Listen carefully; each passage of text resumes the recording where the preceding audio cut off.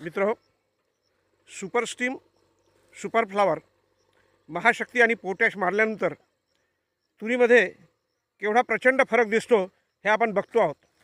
हे तुमच्या लक्षात येईल, एकच झाड आहे आणि हे एक झाड कशा पद्धतीने वरपासून अगदी खालपर्यंत फांद्या पहा, आपण थोडं लक्ष घ्या म्हणजे तुमच्या लक्षात येईल की एक झाड अक्षरशः छत्रीप्रमाणे गोल आलेलं आहे। आणि याचं कारणच एक की या ठिकाणी के पोटॅशचा वापर करण्यात आलेला आहे आणि के पोटॅशमुळं तुरीला अगदी लदबद शेंगा लागत आहेत आणि फुलोर सुका आपल्या लक्षात येईल की सुपर स्टीम आणि सुपर फ्लॉवर मारल्यामुळं याचा जो कोपरा आहे, शेंडा आहे, हा जवळजवळ 2 फुटापर्यंत गेलेला आहे।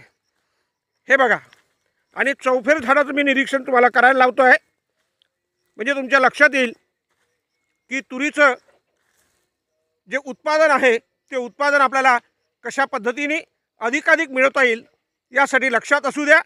दिलीप अलोने, पाटण, 9822 929 629।